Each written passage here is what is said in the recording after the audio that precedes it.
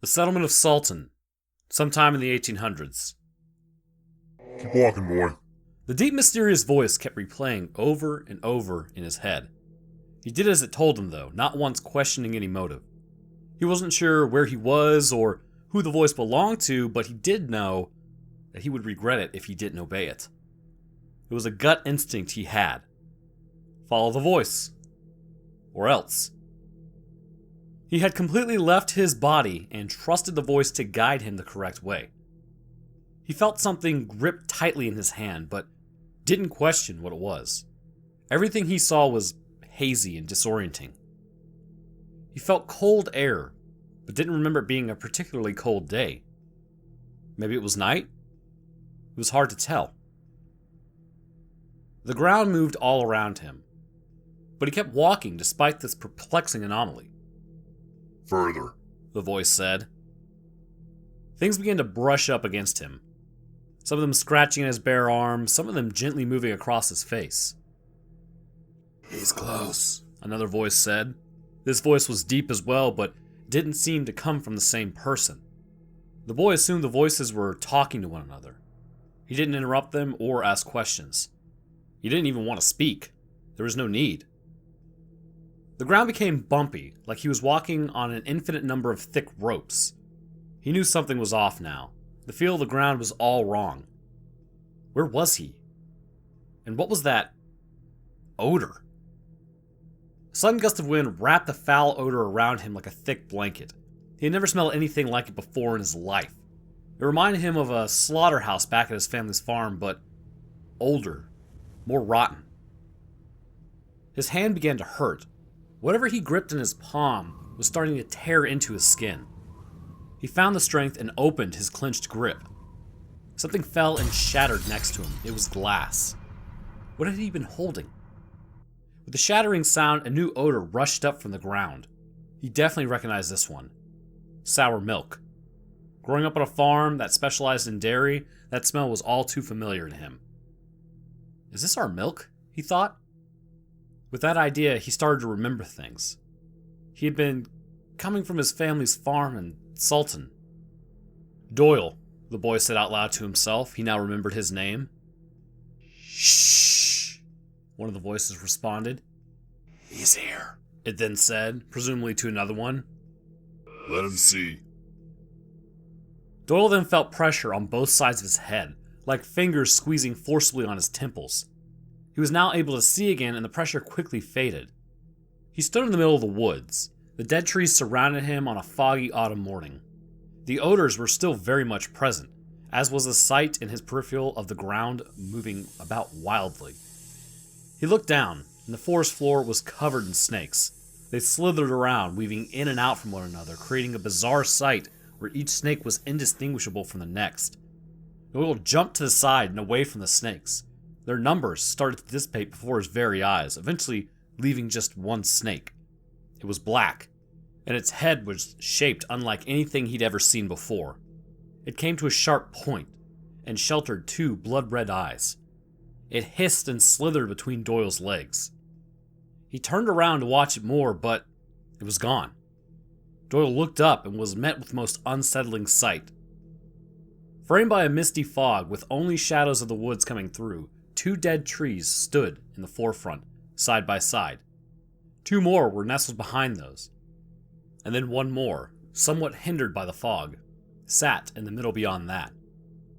Each tree had a rotting, decomposing body tightly secured to it by frayed ropes. The bodies had clearly been there for a while, considering their decrepit conditions. They were almost unrecognizable as former people, but the rib cages that protruded outwards and the unshattered skulls dripping with old skin were too hard to ignore. Doyle didn't know what to make of it. He had been led out into the middle of God knows where to bear witness to 5 mutilated corpses. Why? He thought. Why me? He looked around and all of his surroundings looked identical. Help! He called out, only hearing his haunting echo in return. Is anyone there? An answer never came. He turned back to face his only company, the 5 corpses. Who are they? He looked at them each carefully from where he stood, but couldn't make out any distinguishing features. They were all roughly the same size and build, and their tattered clothing hung off them, likely having been pulled at by wildlife on probably more than one occasion. Doyle slowly approached one of the first bodies. He held his breath and pulled his shirt up over his nose and mouth. The smell was awful and created a nauseating feeling in his stomach. He leaned in as close as he could without bothering the barrage of flies and maggots that infested the mess. The ribcage was snapped in half, almost surgically. It protruded out with each individual rib coming to a sharp, jagged point. He followed the ribs with his eyes back into the messy cavity of the body, and saw that it didn't even connect with the spine itself. They were fused with the tree. The spine was there, but separated from the rest of the bones, and it too seemed to have become a part of the withering trunk. Who are these people, Doyle thought? How had no one noticed them before? He looked around, once again realizing his disorienting surroundings. Where am I? You have more witness to our fates, boy. The voice spoke loud and precisely. Doyle looked around. Who said that? He called out. There wasn't anyone else around. You are now our protector. Doyle couldn't make heads or tails of the situation he found himself in. There was absolutely no one out there, only the corpses. Doyle looked at the bodies on the trees. They were lifeless, torn and rotting from the inside out. But something about them still seemed alive. They were dead, but Doyle now believed the voices were somehow vocalized from the lingering spirits. He walked closer to one that he'd already inspected. Protector? Doyle nervously asked. Flies buzzed around the skull and maggots began to come out of the eye sockets in droves. Doyle backed away, stepping on something rolling his ankle. He fell to the ground where the devilish serpentine struck at him. Doyle dodged the strike and the snake slithered off again into some dead brush. He looked down to see what he stepped on and saw something smooth and shimmery beneath the leaves. He brushed the dead foliage aside and picked up the item. In the palms of his hands, he held a swirling marble. It was larger than one normally would be, but still sat comfortably in his open hand. A little too comfortably. Doyle looked at the swirling patterns on the smoothed-over items and concentrated deeply on them. The swirls began to stir, and he could feel it in the pit of his stomach like nervous anticipation. He felt a lump in his throat and opened his mouth to breathe easier. What is it? Doyle thought to himself. Everything. The voice was deep, gravelly, and ominous. Doyle's eyes locked onto the marble and fell into a trance, listening to everything it said but barely comprehending it. There were 5 of them.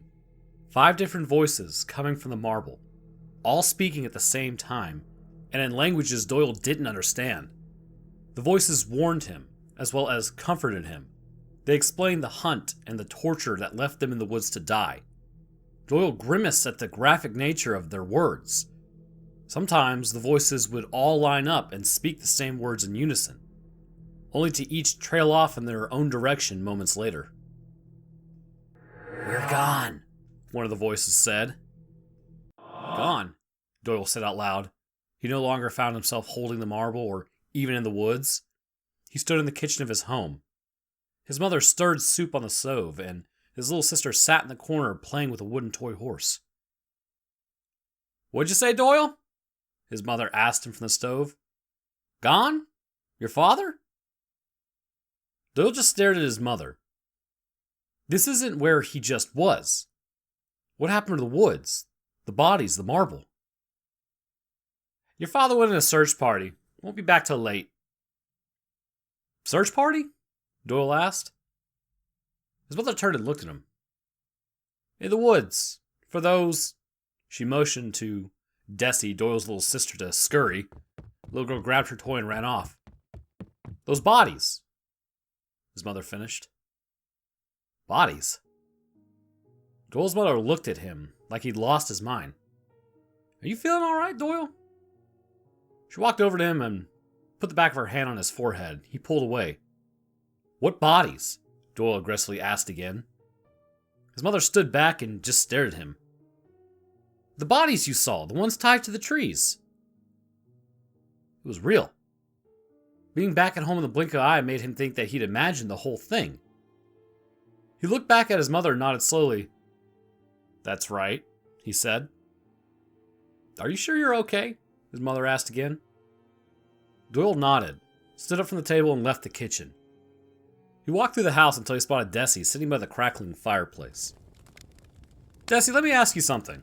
He sat down by her side. His little sister held onto her toy horse very protectively. "What's Daddy looking for out in them woods?" Desi's expression never changed from a concerned frown. She appeared uncomfortable around her brother. "What's he looking for, huh?" Doyle repeated. Desi looked down and mumbled a single word. Doyle couldn't understand her. He lifted her head with his fingers and asked again. "What's he looking for?" Desi stared into her brother's eyes with an emotionless gaze. Those bodies. Doyle let go of his little sister's face and stood back up. He remembered the bodies. He remembered the awful odor that filled the dead woods. He remembered the voices and the hunting down of the 5 men. They were bad men, practicing lives of evil and honoring an infamous fallen angel. They were not accepted by the village. They were tortured and mocked by men, and gnawed on over the summer months by rabid and feral wildlife. Doyle remembered the snake, the serpent with red eyes, and then remembered the marble, safely kept, wrapped in a burlap under his bed. Doyle dashed up the stairs, leaving Desi sitting by the fireplace. He flung open the door and then looked at his bed. He focused on it, and then slowly crept to it. He knelt down beside it and reached under his bed. Something wasn't right. The burlap was there, but it was open and laying flat on the ground, not wrapped around anything. He lifted the sheets that draped to the floor and looked under his bed. The marble was gone. "You lost it," one of the voices whispered. Doyle stood to his feet. "The consequences will be dire," another one said. A mess of other voices began to yell and scream all at once, and Doyle grabbed his head and shut his eyes. He grinded his teeth together as hard as he could until the screams came to an abrupt stop. "Doyle!" He heard his father's voice behind him. Doyle spun around and looked at his father. He stood there in the middle of the woods with a wool newsboy hat and a rifle over his shoulder. 2 other men were quick to join his side. "That your boy, Claude?" one of the men said. Claude approached his son, who appeared to be disoriented and lost. "Your mama know you're out here?" Claude said. As he reached his arm from his son's shoulder, Claude was flung backward by an unseen force. He screamed until he forcefully smacked a tree. The sound of all his bones shattering at once exploded in Doyle's ears. He tried to reach out for his father, but he couldn't move a muscle. The 2 other men were then yanked backwards by the same invisible force. One of them landed on their backs, and Doyle watched as their ribcage exploded outwards. Blood gushed like geysers, and then the ribs folded back into their bodies and out of the back, lifting the men off the ground. Blood poured from the corners of their mouths, and their eyes rolled back into the backs of their head. Doyle couldn't do anything. He was paralyzed. He tried to scream, but he could only expel a painful hollow wheeze that stung the throat and sent a cold pain through his eyes. He closed them tightly to ease the building pressure. He strained to keep them closed, but what felt like a sharp little hook under his eyelid ripped them right back open. Doyle was in his room, staring at the empty burlap cloth in hand. "Find it," one of the gravelly voices said. If what he had just witnessed was any indication of the consequences of not protecting the mysterious item he found in the woods, he knew he needed to find it. Doyle rushed back down to the kitchen where his mother ladled the soup into small wooden bowls for him and Desi, who now sat at the table. "Mama, did you take anything from underneath my bed?" She looked at him with concern. She'd been crying. "What's wrong?" His mother sniffled. Her eyes were red and glassy.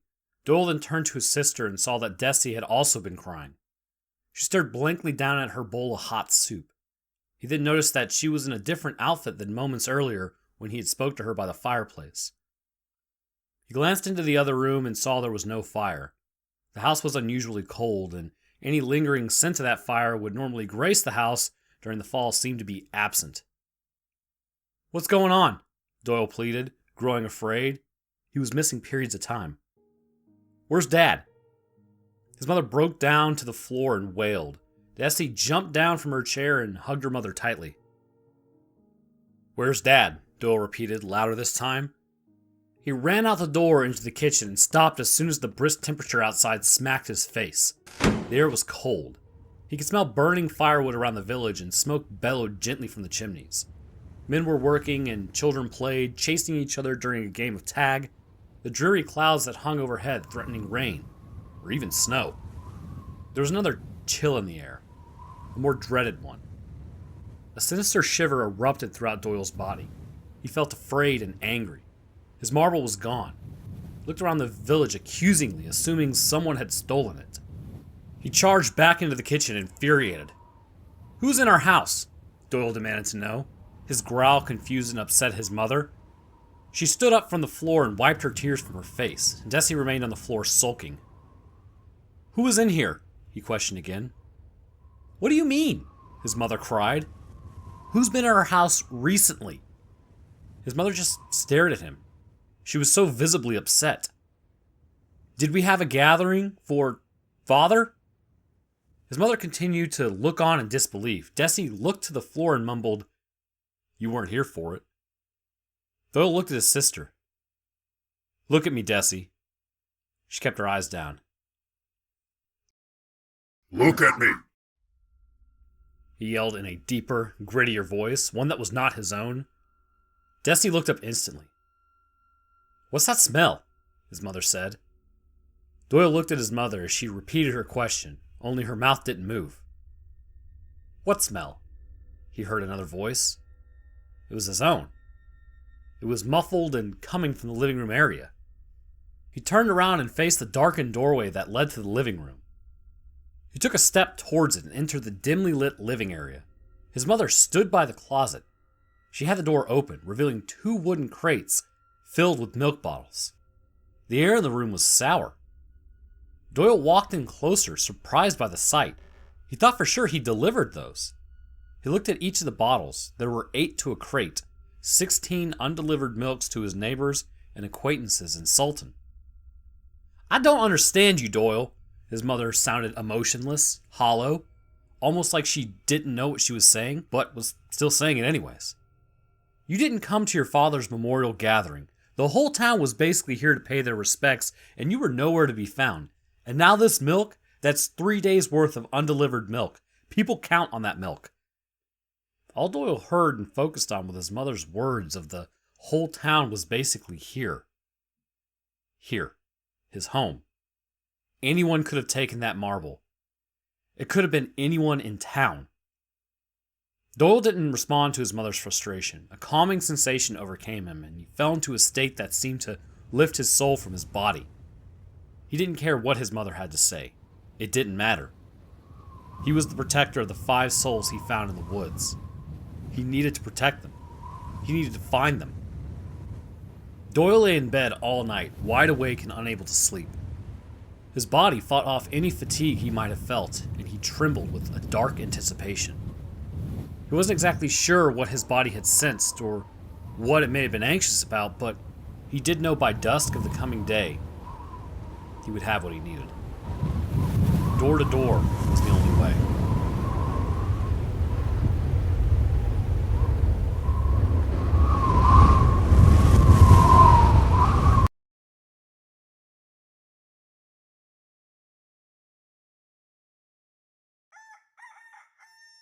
The rooster from down the way screamed as the autumn sun broke on the horizon and shot through the woods like a laser, landing its light on the rocks and dirt all over town. A wispy fog began to lift from the ground, although slowly in the cold temperatures, and cast an eerie ambiance through the streets. A quiet, unknown sense of dread was building, and the townsfolk were ignorant to it. They went about their morning as they normally would. Mothers ushered their kids to the schoolhouse. The working fathers suited up and set out for their jobs. The lone postman walked his horse to the station, and Doyle stood outside his front door. In each hand, he held the wooden handles to the milk crates. 16 spoiled milks clinked against one another as he stepped away from the door and walked to his neighbor's house. He stopped and looked around, making sure no one was watching him. He set the crates down, pulled a bottle from one of them, and he gently sat the bottle on the porch step and knocked on the door as he'd done 100 times before. Doyle had changed. He was emotionless and determined. The marble was the only thing in his mind. He hadn't heard the voices in what felt like days. He needed guidance. He was lost. He tried to communicate with the five souls, but when he opened his mouth to speak, he couldn't.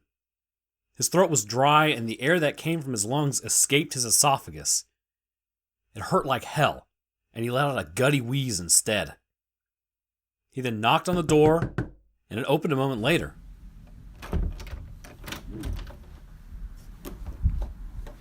It was an old woman, Miss Mary Ellen, and she stood there. She looked at Doyle, and then down at the milk. She had a look of sympathy behind her gaze. "I didn't get to see you at your home after your father's passing, Doyle. I'm sorry for your loss. It was tragic." Doyle didn't respond. He held his hand out, palm up, hinting at the tip that Mary Ellen would usually slip him. It wasn't necessary, but she always insisted. She smiled when she looked at his palm. "Of course. Hold on." Mary Ellen turned and vanished into her home. Doyle dropped his hand and walked in right behind her. He closed the door almost all the way, but avoided the clicking of it shut. Mary Ellen stood on the other side of the room, fishing through a small drawer for her money. She was oblivious to Doyle walking in the room behind her. He looked on the tables and shelves, and he looked at the small kitchen table sitting in the other room.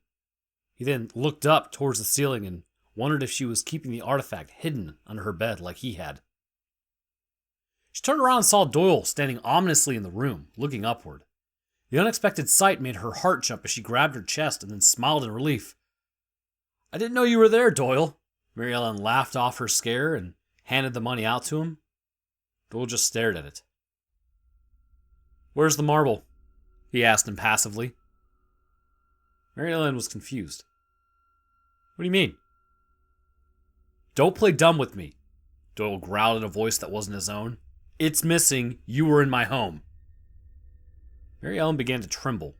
This wasn't the little Doyle she knew from next door. This was something else. Something else. "Oh my," she stuttered. "Doyle, I think you..." Doyle charged her and pushed her into the wall, her fragile body collapsing to the floor as she screamed out in pain, dropping the coins. They spun around and around, and they finally rested next to her. Mary Ellen grabbed her chest. "My ribs!" she bellowed. Doyle looked to the corner and saw a fire poker. He grabbed it and held it firmly in his grip. He then stood over Mary Ellen, who painfully screamed on the floor. She looked up at her young attacker and noticed his eyes were different. They burned with anger and gave off a reddish appearance. Being a woman of religion, she knew what she was looking into the eyes of, and it wasn't the little Doyle from next door. He was gone. "Devil," she whispered. Doyle raised the fire poker and smashed it down into Mary Ellen repeatedly. The room was covered in blood, and he left a trail of bloody footprints as he ascended the stairs to the second floor. He scoured the 2 rooms upstairs, leaving bloody handprints everywhere, but came up empty-handed. The marble wasn't there. Doyle left the house, closing the door behind him, and picked up 2 crates of spoiled milk. He calmly walked to the next house, sat the crates down, put a bottle of milk by the door, and knocked. The door opened, and a small child stood there. The young boy looked at Doyle, who had been speckled by the blood of Miss Mary Ellen. The young boy didn't know how to respond. "Who is it, Sammy?" The small voice came from inside the house. Sammy didn't respond to his mother. He just stared at the milk boy. "Wake up." Doyle forced his way in and spun yet another mess of blood as he violently tore through the home. "Wake up." The marble wasn't there either. He went to the next house, killed the older man that lived there, and scoured the house. "Wake up." Nothing. He then moved on, repeating his actions in each home. He finally arrived at a small cottage near the edge of the woods. He sat a milk by the door and then knocked. A man opened the door. Doyle knew this man. His family had seen him every Sunday for the past several years. He was a man of God, and Doyle's once innocent eyes now burned at him. He also knew this man had a son with a history of causing disorder and carrying out petty crimes unbeknownst to his parents. "Doyle, Pastor Frank mumbled upon seeing the blood-soaked youngster at his doorstep. what happened to you?" "Where's Henry?" Doyle boldly asked. Pastor Frank noticed Doyle's eyes were as red as his clothes. They didn't blink and appeared to not even make eye contact with him. Frank grew immediately afraid. What do you want with Henry? I need to see him, Frank. Pastor Frank sensed a vile presence that accompanied Doyle's physical appearance. He closed his eyes and took a deep breath, knowing deep down what he was dealing with. Frank's eyes shot back open and he said, "You need to refer to me as Pastor Frank." Doyle didn't respond. "Call me Pastor Frank," the man of God repeated louder. Doyle still didn't respond. He stared past him and into the house. The pastor's wife sat at the table, frozen in fear as she watched her husband and Doyle speak. "I am a man of God, Doyle," Frank said. "You must honor that." Frank slowly reached off to the side, just out of view of the doorway, and grabbed a cross that hung on the wall. Doyle growled and pushed Pastor Frank hard in the chest.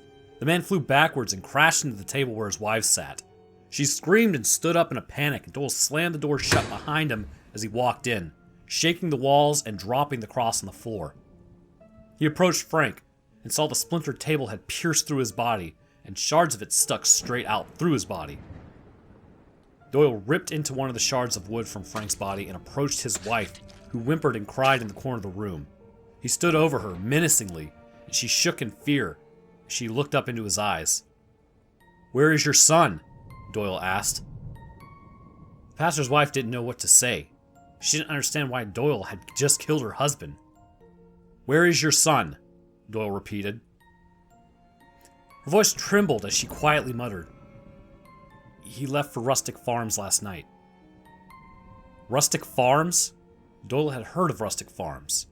It was another settlement, very much like Sultan. "Why did he go there?" Doyle asked. The pastor's wife was terrified. She didn't know what Doyle's intentions were or why he was there, but she did notice something was off with him. This is not the same Doyle that she had seen every Sunday. Something had taken a hold of him, and it wasn't of the natural world. The scriptures her family had studied for years warned of evil like this, like the kind hidden behind the red eyes, Doyle now so uncomfortably possessed. "Come back, Doyle," she whispered. Doyle was not having any of it. He lifted the bloody shard and impaled the pastor's wife. Her scream shook the house, but it did not rattle him. Doyle turned around and then left the house, leaving the pastor's wife to bleed out and die. As he exited the home, he walked across the street, her screams becoming faint and eventually stopped. Doyle stumbled across the dirt street, feeling lightheaded and seeing flashes of blood in the bodies that he had been surrounded by. He saw images of 5 men tied to the trees in the woods and fresh blood pouring from them. He watched once again as his father violently died before him. He heard screams and a hollow wailing that terrified his soul. He felt the darkness follow him out of the pastor's home and loom overhead like a stalking storm. Doyle saw images of his mother and his little sister dead. He wouldn't hurt them. Those were just images in his mind. They weren't real. He looked around and found himself back home. The light outside gave the impression that dusk was approaching. He had lost track of an entire day. He sat in the kitchen, and all he could smell was blood. It covered him from head to toe, and covered the floor and walls of the kitchen. In one of his hands, he saw a bloody knife. He gawked at it, wondering when and how it had gotten there, and what it might have been used for. Doyle then heard a child's whimper from the living room. Fearing it was his sister in distress, he jumped up from his seat in the kitchen and rushed into the living room where he saw Desi lying by the fireplace, a red fire crackling behind her. He rushed to her side and saw her body had been ripped to shreds. One of her eyes was closed, but the other one wriggled back and forth inside of her head. One last weak cough from her little body sent a mist of blood into Doyle's face. She now lay still, dead by the fire. Doyle looked at the knife in his hand, frightened. He made the assumption that his little sister had died by his own hands. His mother was dead too, he just knew it. And he was also to blame. Doyle stood up in a daze and walked out to the rocking chair in the corner of the room. Silence filled the house, as well as all of Sultan. He dropped the knife to the floor and started to slowly rock back and forth in his chair. His eyes were lifeless as they gazed into the red fire before him. Voices came from the fire now. They told him he had failed in being the protector of the damned. His search through Sultan left him with nothing to show for his work. The marble was gone. Stolen. He needed to get it back. There was no other option. Doyle rocked back and forth in his chair, and the wood beneath him creaked. Time passed. The settlement of Sultan drifted away. The years creeped by, and nature took control of the town. No one was left to care for the grass, so it grew sloppy and wild. Rain dampened the homes to the point where moss began to grow all over the walls, inside and out. Wildlife found their way to Sultan and fed off the mutilated corpses of the town's former residents. Doyle sat in his rocking chair, but it no longer creaked or moved. He was now a lifeless shell of the boy he used to be. His skeletal remains sat upright in the chair as the rotting skin from his body had dripped off long ago. His eyes were still red, and a haunting sense of anger and desperation still loomed around his body. There had been so much blood on his hands, so many accusations and punishments handed out, but he had nothing to show for it. His spirit lingered in unrest. Finding the marble was the only thing that plagued his mind. In life, Doyle, Sultan's young and respectable milk boy, could not prove himself to the damned that chose him. But in death, he had an eternity to do so.